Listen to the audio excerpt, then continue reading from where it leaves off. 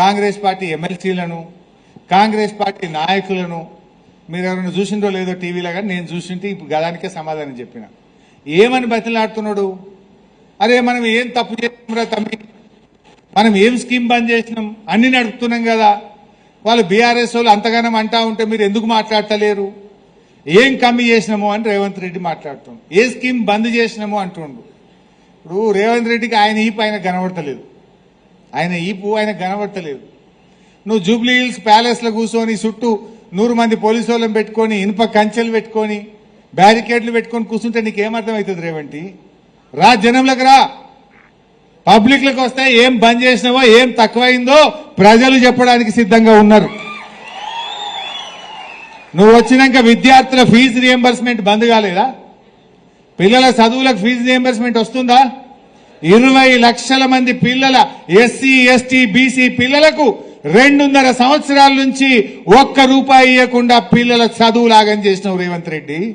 ఏం బంద్ చేసినావు అంటే నీకేం అర్థమవుతున్నది? కేసీఆర్ ఉండగా దవాఖానలకు పోతే 12,000 రూపాయలు ఇచ్చి, కేసీఆర్ కిట్ ఇచ్చి, కడుపు నిండా అన్నం పెట్టి తల్లిని పిల్లని ఇంటికాడ దించే కేసీఆర్ కిట్ బంద్ అయిందా లేదా? మరి మా యాదవులకు గొర్రె పిల్లలు ఇచ్చిండు కేసీఆర్. నువ్వేమన్నావు? 2 లక్షలు ఇస్తా, బ్యాంకులు ఎత్తా అన్నావు. 2వ విడత మా యాదవులకు గొర్రె పిల్లల పంపిణీ బంద్ అయిందా లేదా? మా దళిత బిడ్డలకు కేసీఆర్ దళిత బంధు 10 లక్షలు ఇచ్చిండు. నువ్వేమన్నావు బిడ్డ?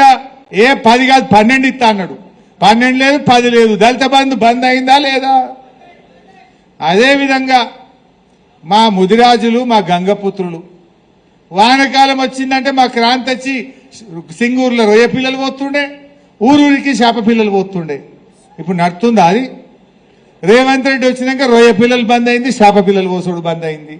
ముదిరాజులు నాగం పట్టినావు, యాదవులు నాగం పట్టినావు, గౌన్లోళ్ళకి ఇచ్చే ఎక్స్గ్రేషియా బంద్ పెట్టినావు. BC corporation, SC corporation, ST corporation ద్వారా 2.5 సంవత్సరాలుగా నయా పైసా కూడా ఇయ్యలేను.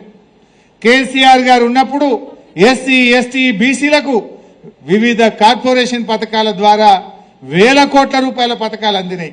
రేవంత్ వచ్చిండు, మొత్తం బంద్ అయింది. నీకు అర్థమైతలేదు రేవంత్ రెడ్డి. మరి నీ ఇంటెలిజెన్స్ పనిచేస్తలేదా?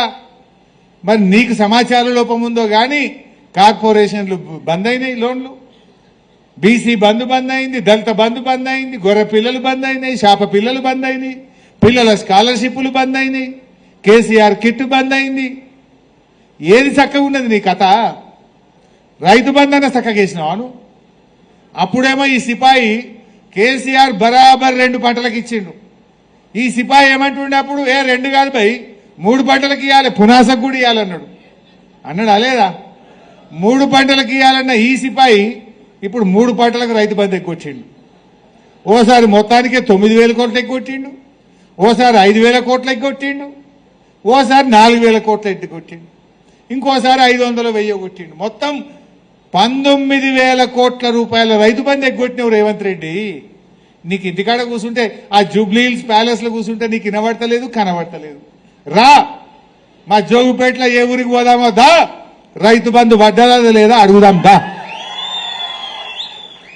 పడ్డదా? ఆ రైతు బంధు చూపి భయ్ ఒకసారి.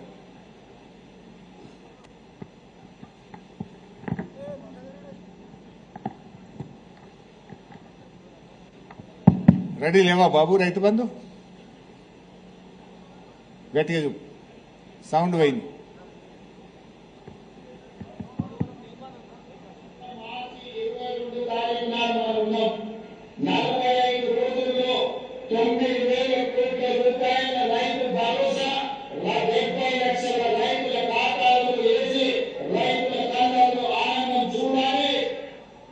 ఇది మొన్న యాసంగిది సిద్దిపేటకు వచ్చిండు మా దగ్గరికి.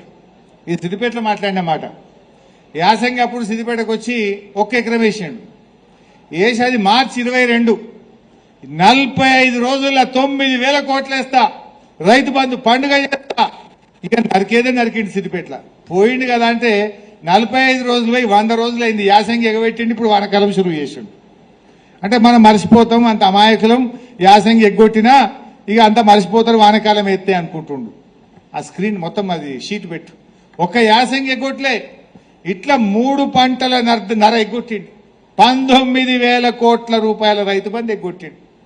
మరి రేవంత్ రెడ్డి నేను ఏం బంద్ చేసినా మీరు మాట్లాడుండ్రి అని మీ ఎమ్మెల్యేలు నిలబెడుతుంది. ఎమ్మెల్యేలు ఊళ్ళల్లో పోతే జనం తిరగబడుతున్నారు, ఉరికిస్తున్నారు. ఏమైనా రైతు బంధు ఎప్పుడు ఎత్తవురా అని అడుగుతలేరా? మరి మాట్లాడంటే ఏం మాట్లాడాలి? నీ స్కామ్ల మీద మాట్లాడమంటావా?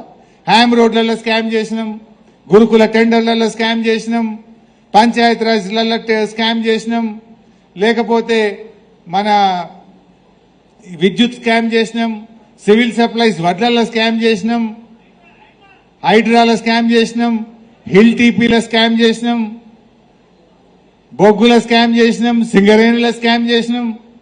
పెద్ద లిస్టు చదవమంటే ఏమని మాట్లాడాలి మీ కాంగ్రెస్ నాయకులు? నీ స్కాముల మీద మాట్లాడమంటావా? వాళ్ళు మాట్లాడనీయకుండా వాళ్ళ ముఖం లేకుండా చేసినావు. రుణమాఫీ కానోళ్ళు ఎందరున్నారు? ఇలా శైలావటూరి సగం మందికి గాలే, 2 లక్షల లోపు ఉన్నోనికి గాలే, 2 లక్షల మీద ఉన్నోనికి గాలే. ఈ సిపాయి కనవాడ దేవుని మీద లొట్టు పెట్టిండు. మన అమ్మవారి దగ్గరికి వచ్చిండు, ఏడుపాయల అమ్మవారి దగ్గరికి. ఏడుపాయల అమ్మవారి మీద ఒట్టు పెట్టిండు. మెదక్ చర్చి మీద ఒట్టు పెట్టిండు. కొమరల్లి మల్లన్న మీద ఒట్టు పెట్టిండు. 15 ఆగస్టు కల్లా రుణమాఫీ చేస్తా